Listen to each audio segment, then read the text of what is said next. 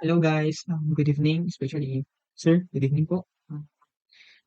For tonight, syempre sasagutan na po natin or gagawin na po natin yung pangalawang question or problem using Cisco Packet Tracer.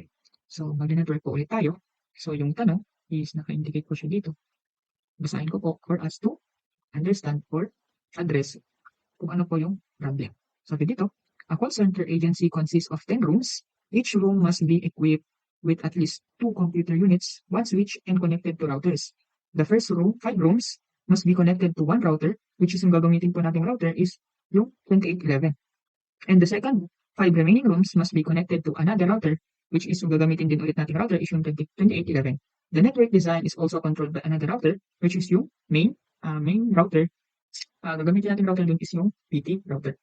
Your task is to design a network using EIGRP or Enhanced Interior Gateway Routing Protocol, and ensure all devices are properly connected. Be sure to indicate the room numbers in your design. So, ano pang hinihintay natin? Let's go. Gawin na natin. First, open. Let's go Packet Tracer. Ayan. As you can see, empty ulit siya guys. So, wag lang natin. Yan, empty siya. So first, maglagay po muna tayo ng 2811 na router. Ayan. Siguro, ang gagawin nating design dito is star topology. So, yung PT router is dito dapat sa taas. Kasi siya yung magiging main. So, ito naman is, gagamitin nating switch is yung 2960. Yan to. So, isa dito, which is yung mag-hold sa apat. Kasi hindi naman po natin pwedeng i-diretso lahat yung switch sa router. Mauubusan po tayo ng fast internet 0 or fast internet. Yung basta yung nakalagay po dito, papakita ko po sa inyo mamaya. So, yan. Maglagay po muna tayo. So,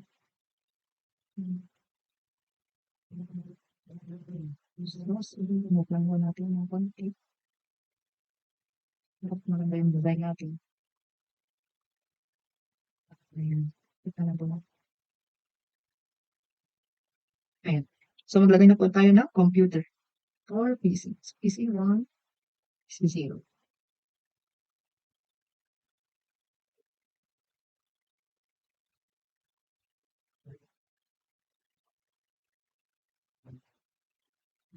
Ayan. PC.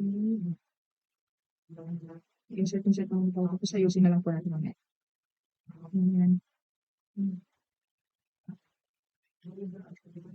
Dito na lang.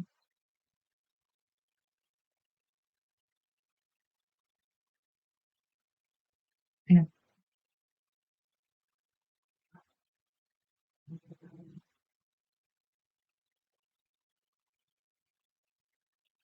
Tapos dito po sa gitna.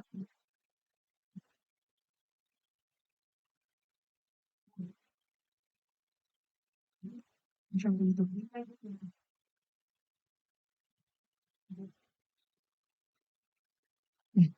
Feel ko magiging star naman po siya mamaya pag meron na po siyang table. So, ayan, maglagay po muna tayo ng cable. So, ang gagamitin po natin cable, we're gonna use straight through cable for different devices. Starting from here, yan. Same process until sa maubos po. Which is hindi naman po maubos kasi madami po siyang port. 3, 4.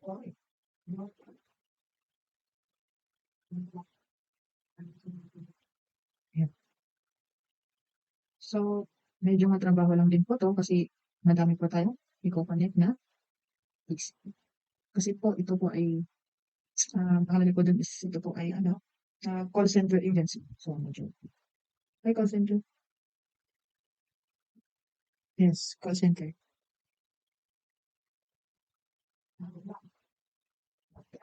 So, yan. Go back to the topic. Tingnan mo lang po if tama. Tama naman po. So, yan. Connect na po natin sila using crossover kasi same devices po sila. So, ito. Hmm, yan. Hmm, mm.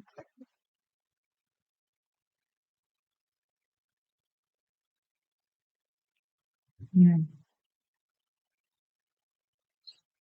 So, yan, okey naman. So, next naman po natin is itong maglagay na po muna tayo ng, um, IP address para hindi po para mabilis po na lang tayo. So, 192, 192.168.10. Copy, proceed, and consolidate for their default gateway. Ayan, consolidate, 3, consolidate, 1, 2, consolidate, 3, consolidate, 1,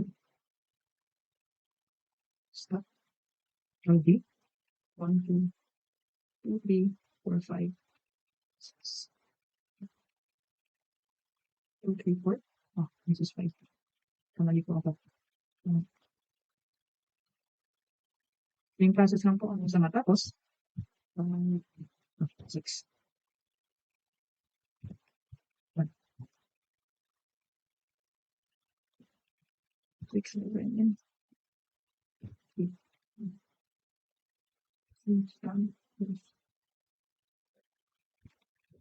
6, 7, 8, 8, 10,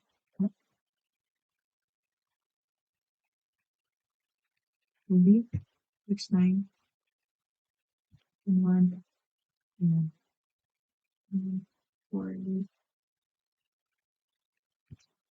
9, 10.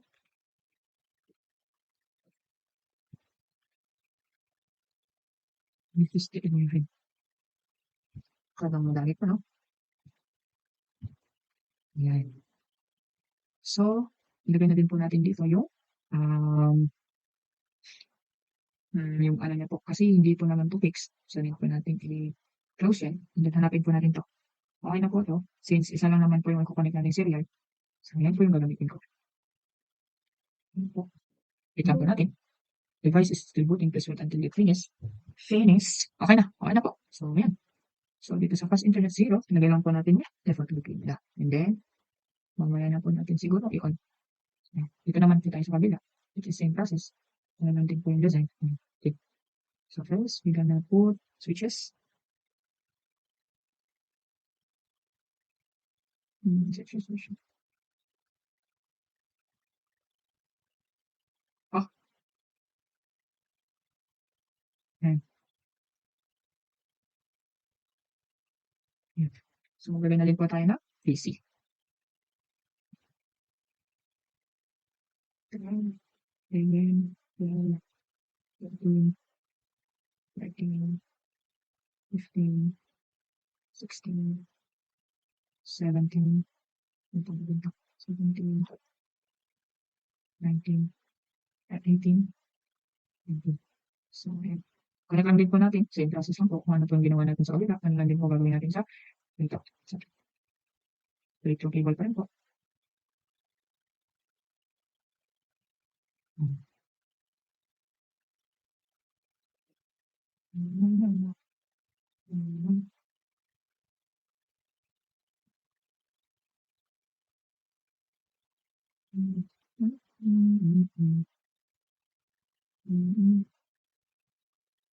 Yan, malapit na po tayo ng palapit. Tatapos na po tayo ng patapos.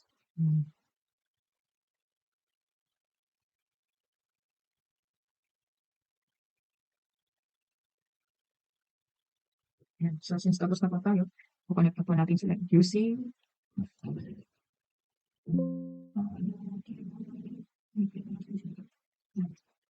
Mali tayo ng port. Mali tayo ng cable, guys. Pasensya. Uy, mali tayo ng nakakonikan. Wait lang. Mali na naman. So, mali tayo, guys. 4 dapat. So, 4 din. Kasi dapat, nagiging 0/1 is tong sa H2 router. Ayan.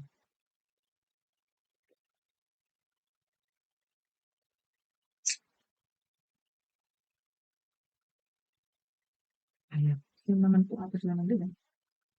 Yan. Nalagay po natin ito. Yan. Ito na po yung sinasabi ko na. Ito po yung sinasabi ko na pag dinaretso pa natin i-connect ang switch sa router, mauubusan po tayo ng ganito. So, yan. Lagyan na rin po natin ito.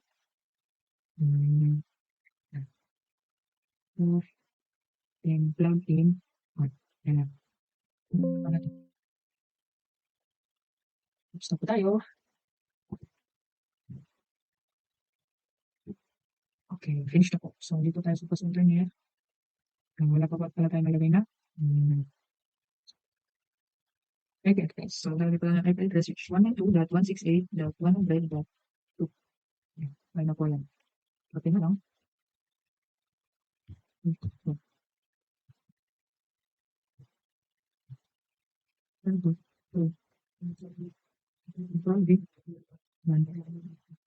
Oh, open. Napunta.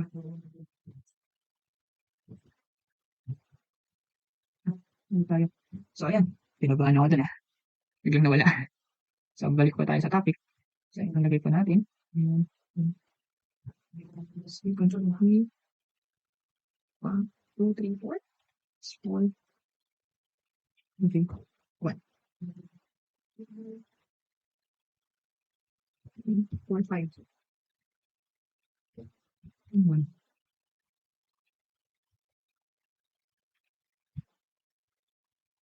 3, 4, 5. This is the 6. 6. 6, 7. 8. 1.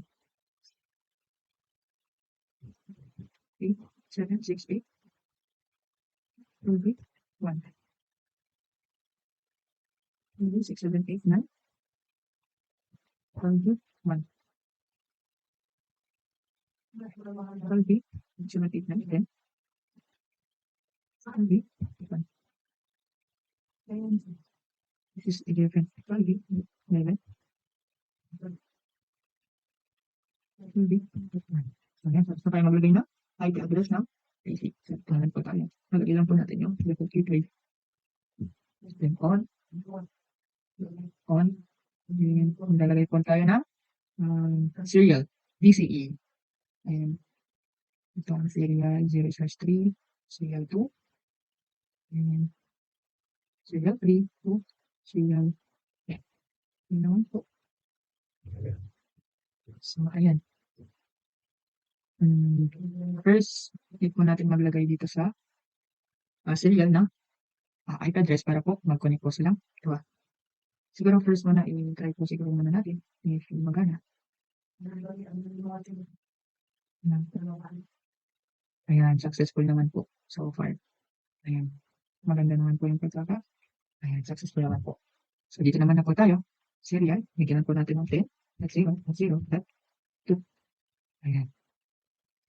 Siguro dito is nagamit po tayo ng, ayan, ng clock rate na 64. 64,000. So, kung ano lang po natin, as dito, kung ano po yung ilalagay doon, ito is 10, dot 0, dot 0, dot 3. Kasi nagamit na po natin yung 2 doon sa pin. So, ano lang din po yung clock rate. So, as you can see, nag-green na po siya. Dito na po tayo sa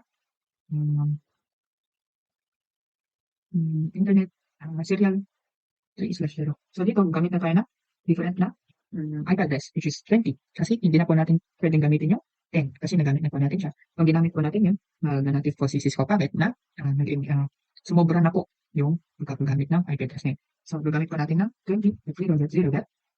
This is magiging 3. Okay. Yan. Tapos dito, serial 3, magiging 20.0.0.2. Yan. Okay, so, yan. So, as you can see, pwede na. Agree na po sila. Dadako naman na po tayo sa CLI nila. Okay, dito na po tayo magkakalaman. First, input po natin yung exit. Ayan, para po lumabas yung router config. So, nandito po yung notebook ko for basis kasi hindi ko po memorize yung wildcard. Yun po yung pagkabaliktaran. So, papakita ko sa inyo. First, input po natin yung exit. And router that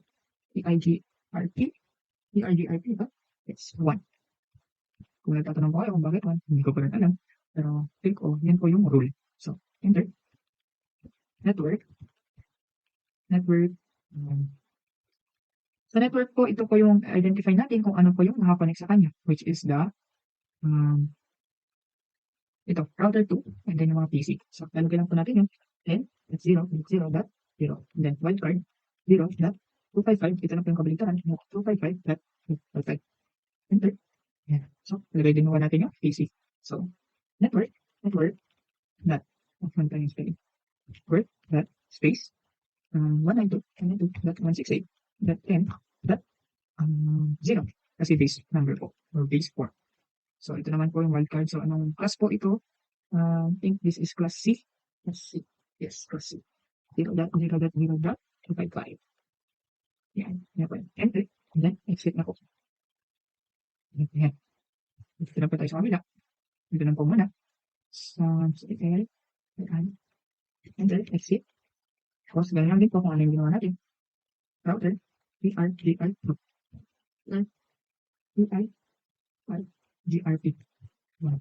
Enter. Network. Kung ano po yung nakapalit sa kanya, which is the router 2. So, meron po natin. Enter ng 0.0.0. Wildcard mas 0.0.0. Mali. 0.255.255.255. Enter lang. Yan. Network ulit. Network. And then yung nakapalit sa kanya, PC, which is 192.168.100.0.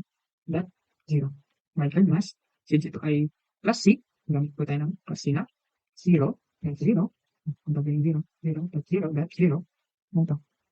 123.255. 1, 2, 3, 4, 4, and then 1, 2, 3, 4. Yan, kinigap naman po. Exit. Doon naman po tayo sa main. Yan po. So, dito naman po, medyo ano lang, dito lang kasi hanapin mo po yung nakakonect sa kanya. So, ano nga ba yung nakakonect sa kanya? First, ito mo natin yung router. Router, ERVI1. Yan. Hanapin po muna natin yung nakakonect sa kanya, which is, connect sa kanya si router 0 and router 1. So, lagyan po natin yung kung ano yung pinagkanakan na kanila. So, 10.0.0.0, and then yung wildcard mask na, which is 0.255.255.255. Enter. Ayan. Na-invalid po tayo dun kasi hindi po tayo naglagay ng network. Pasensya na po. Network. Ayan. So, ulitin na lang natin network. And then, 0.0.0, wildcard mask 0.255.255.255.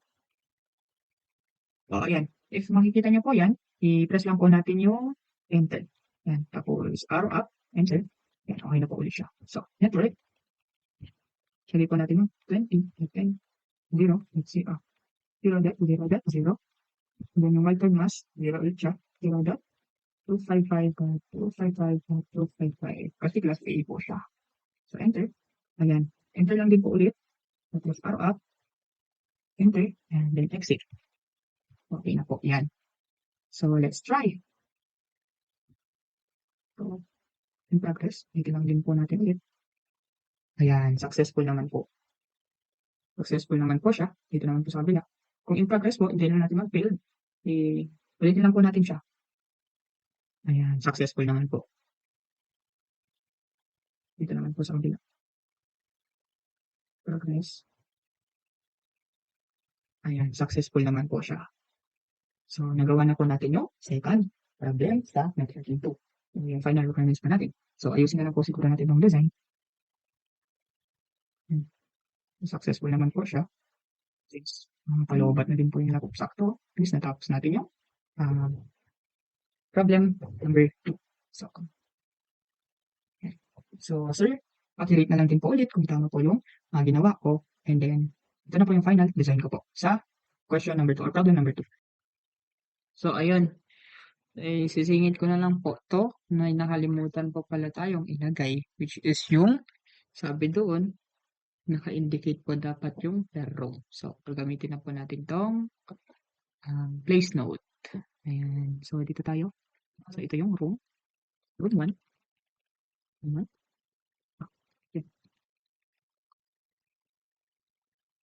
then room 2, tapos room 2, and then room 5, room 2, room 3, wala, room 3. So, dito na 4, 5, 6, room 4, and then room 5. Yan.